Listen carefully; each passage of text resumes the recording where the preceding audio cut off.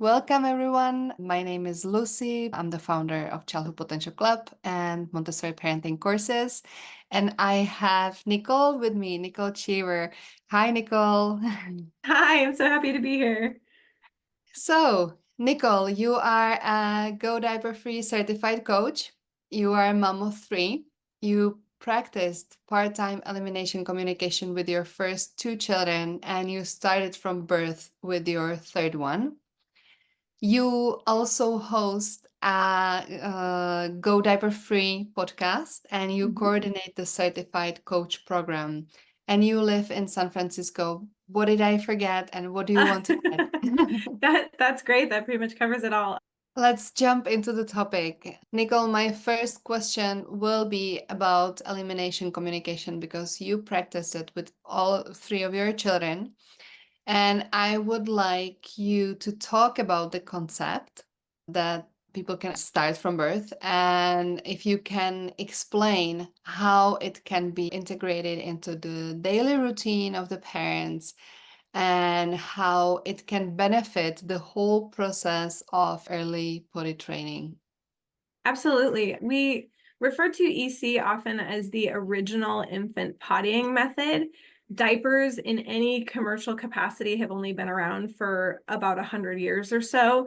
And there are a lot of cultures around the world that have used some kind of barrier or some kind of protection, like when they're wearing the baby in a carrier or traveling or wintertime. But there wasn't really this sort of mass-produced commercial diaper. And of course, as we well know, there wasn't also a very easy way to wash everything. We didn't have automatic washing machines until last century. Humans have been around for a lot longer than that. And like all mammals, humans are born with the instinct to keep themselves clean. The method is often also referred to as natural infant hygiene. And we are born resisting soiling ourselves, our sleep space, and our caregivers. So a lot of people find out about EC because they're interested in baby wearing or co-sleeping or other forms of attachment parenting.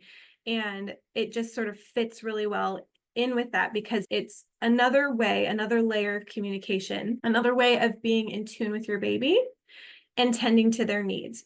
So what happens in our sort of modern westernized cultures that we have now with this really easy access to disposable diapers or even cloth diapers with washing machines, all of that, is we end up training our baby into the diaper. So if your baby was full-time diapered from birth, you already potty trained your baby. They were trained to go in the diaper. They do give us cues and signals from birth that they don't want to do that. And we can go a little bit more in depth maybe further on here after we get the overview done about the mechanics of how to tell your baby needs to go potty. But they do communicate with us. And just like anything else, like learning when your baby is hungry or when your baby is tired or when your baby is lonely, wants comfort, you just learn it along with everything else. And it's that added layer of communication to be able to tend to that need for your baby from birth. And just like everything else, there's a natural progression as they grow and develop of handing over the reins. Andrea calls it passing the baton. With feeding, eventually your child will self-feed. With dressing, eventually your child will self-dress. With pottying, eventually your child will self-potty. So it's also considered an exposure technique because you're just exposing baby to the potty very early on. And you can really start elimination communication anytime between about 0 to 18 months. It's never too late to start. And there's no such thing as really the wrong way to do it. Like you said earlier, I did part-time EC with my first two children and actually intended to do part-time EC with my third, but I was home full-time with all three kids and she was not having it. She was like, nope, I don't want to use this diaper. So she sort of pushed us into full-time EC as her preference, and it was great. I was happy I was able to do that with her. You can do we call them catches when you get the pee or the poop in the potty. You can even just start with one catch a day, and even that little exposure will have great benefits later on when you're ready to get your child to full potty independence, which most people call potty training. Thank you. My next question will be about readiness and interest signs. What is the difference between readiness and interest signs, and how we can interpret our child's cues so we are sure that we are truly prepared for toilet learning. Yeah.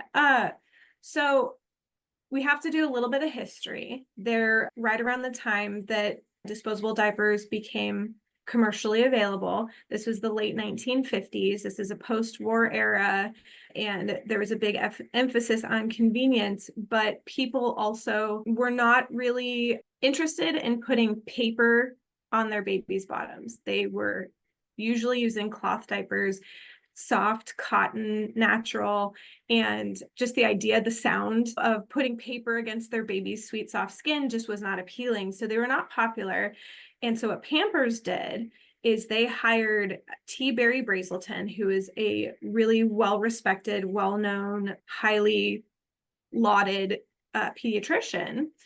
And they had him do a study. Unfortunately, we look at this now with 2024 eyes and see that it was not really a very scientifically done study. It was sort of a self-fulfilling result. Like they set it up so it would work out the way they wanted it to work out. And what they were arguing is that if you potty train when your parents or your grandparents are going to encourage you to potty train your children, which was typically between 12 to 18 months when your child's mastered walking, at that age, they can get to the potty themselves. And most parents were done washing cloth diapers. They wanted to get that task off their plate as quickly as possible. That if you were to go along with that, then it would inevitably result in a lot of regressions. So the better thing to do would be to wait until your child was, quote, ready to potty train. And they didn't really clearly define ready. It seems like they sort of mixed it in with interest. And that's one of the big problems today, is that people confuse the two terms, readiness and interest. So for Go Diaper Free, I prefer to use the term capability, because I think that's more clear when your child is capable of potty training. But as far as the study goes, they sort of used interest and readiness interchangeably, and they tried to convince parents that you will have less accidents, it will be less work, it will be more convenient if you wait longer to potty train. And they were at the time encouraging parents to wait till at least 2 or 2.5 years old. Now, Pampers was super successful in this whole campaign. Suddenly, everybody wanted disposable diapers for their children. And over the years, they've doubled down with things like very wicking diapers, so that you can leave the diaper on your child for 12 hours or more, and then they don't feel the wetness. So it's hard for them to make that brain-body connection. When you do elimination communication, your baby's able to keep at least a little bit of that brain-body connection, that I have this sensation in my body and there's a result from it. I release and there's wetness, or I'm soiled. With a 2024 disposable diaper, kids hardly feel anything. And so it just snowballs on itself. When parents take off the diaper and they want their child to potty train, the child is peeing all over the place because they're having to relearn that whole connection. And it says to the parents, oh, they're not ready, so we better put them back in diapers. And then Pampers and the other diaper companies all have made bigger and bigger and bigger size diapers to encourage parents to wait later and later and later. So at the end of the day, there's really no scientific reasoning for delaying potty training. It is a cultural trend.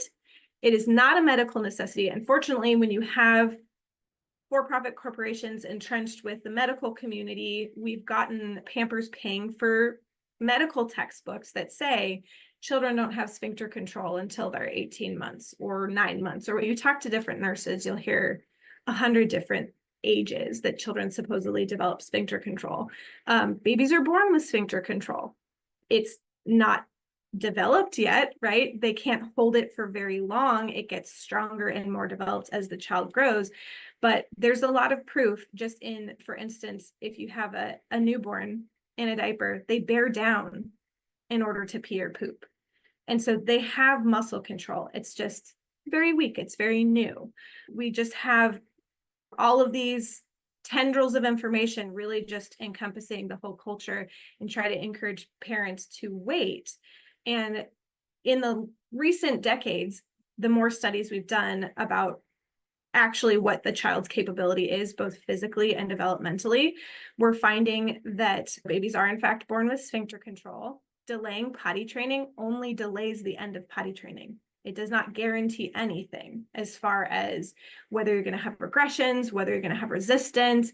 A lot of that has more to do with the method you use, whether your child is, what your child's personality is, what the parent's personality is, how they handle difficulties in the potty training, whether or not they use pull-ups and whether they use them correctly, because there is a right and wrong way to use pull-ups as well. So there's just so many factors that go into whether or not you're going to have a successful potty training experience. And it has absolutely zero to do with how old your child is, so long as they are developmentally capable. Back to the original question, the interest versus capability, or readiness, as we're calling it. Kids show interest all the time at various ages. It's very common once your child becomes mobile and they start pulling their own diaper off, or they don't want to, when they start pulling up to stand and they no longer want to lay down for a diaper change. Raise your hand if you've ever done a standing diaper change. I've done probably about 1 million in my life. Yep. So these are all things that are actually signs of interest in getting this thing off of their body. And we tend to gaslight ourselves with the help of the diaper companies that, oh, no, my baby's only 11 months old. He couldn't possibly be ready to potty train. So these are signs of interest. But when you get to be about 2 to 3 years old, we think only about 50% of kids at that point show any interest, because the longer you wait and the longer you let them wear the diaper and use it as a full-time toilet, the more it tends to be kind of an emotional attachment even.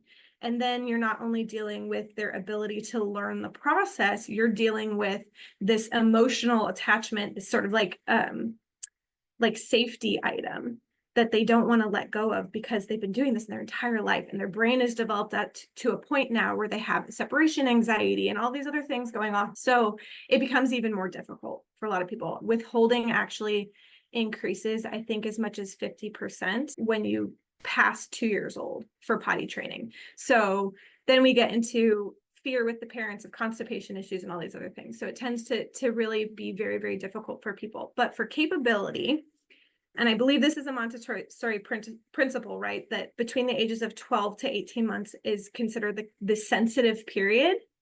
So this is a period in brain development when children are starting to build their long-term memory, and physically they're starting to be able to complete all of the tasks that are required for potty independence from the beginning to end, from recognizing in their body that they have to go potty, from getting themselves to the potty, to getting the clothes out of the way, to getting onto the potty. They are physically capable of performing those tasks. And then developmentally, they are cognitively capable of putting things in order. Now, of course, when you have a 15-month-old, it's not always going to be in order. You teach a child the alphabet and there's going to be double letters and it's going to go backwards and all over the place, but they're capable of learning it. And with that repetition and with the support, continuing that teaching, they will get it in order and they will get it into a reliable routine, just like anything else. So capability typically starts around 12 months. We like to say that your child can be potty independent around the time they master walking. But we've also heard of people in our community whose children don't walk until they're 18 months old, and they're still potty independent at 15 months because they've crawled themselves or scooched themselves to the potty. So it's a big part of it is that brain development, and then the physical pieces as well. There are some kids who can be potty independent at 16 months. There are some kids who are potty diaper free during the day at 9 months. Our general range is between 12 to 18 months. Your child is capable of learning the potty routine and becoming potty independent. Andrea's book, the Tiny Potty Training book, is marketed for parents of children 18 months and older, because by 18 months, most children are ready for that. If there's any kind of developmental delay, that might be a little bit later, but speech is not an issue. If there's just strictly a speech delay or the child is nonverbal, that's not an issue, because the method of teaching with the Go Diaper Free method is a very physical method, because at this age range, children are also very physical. So that was a long answer, but I hope that gives a good idea. Thank you. Thank you. I'm wondering if still to ask the third question that I had prepared, like what are the crucial developmental milestones Oh, yes. that the child needs to achieve for the successful toilet learning? But I think you mentioned most of them, but you can still answer if you think that we have not mentioned everything. No, I think really because readiness and the developmental milestones just go so hand in hand. I think we really covered most of it in sort of a broad overview. The Tiny Potty Training book has a section in it that's the philosophy of background. It talks about the diaper industry in a little more detail. And it talks about the reasons why for Go Diaper Free, you're going to open the book and there's the readiness quiz. And the readiness quiz is your child 18 months or older? Ta-da, you ready? It's really about those markers for brain development and then physical ability. Perfect. So I think I'm ready to jump into the questions from the audience. If you are ready. I'm gonna make sure my voice lasts. So yes, I'm ready. Okay. So a question from Fanny. Are there any risks or negative impacts with early potty training on children's psychology? This is a wonderful question. So this does kind of harken back to that original study. There were a lot of studies that followed in support of delayed potty training. And I believe you can pretty easily find on the internet supposed evidence that there's some way to psychologically damage your child if you're going to force potty training. Well, first off, we don't force anything. We don't force learning, right? And especially not in the Montessori philosophy. If you're just teaching your child the same way you're going to teach them anything else, there's no risk of any kind of damage. We're following along their natural abilities, their natural flow of development, their natural instincts, even down to the way their hormones function. So there's really no risk. I think where a lot of this myth came from is there was a very low point in history where parents were strapping their children to toilets and putting suppositories in them and making them use the toilet. That's not what's happening here. That's absolutely not even close to what's happening here. Even if you're starting elimination communication, it's again really just an exposure technique. We have the 4 roads to potty time, as we call them, which are the 4 ways that you can tell if your baby needs to go potty. And we also have the 4 easy catches, which are times throughout your life where your baby is probably really going to need to go, even if they're not showing any signs. And you just try it. You just take the diaper off, you hold your baby over a receptacle, and if they go, they go. And if they don't, they don't. But we're not doing any kind of punishing of any kind. We're not shaming our children. We're not belittling them. There's no consequences. We're not coercing them. When you look at some of the very popular potty training methods still today, they use things like bribes and rewards, which at their root are a form of coercion. And I know that sounds really heavy and parents go, oh, no, I'm not coercing my child. But it's a form of manipulation. It's not ill-intended. It's not malicious, but we prefer to use the child's natural desire for autonomy and mastery to our advantage rather than trying to force something.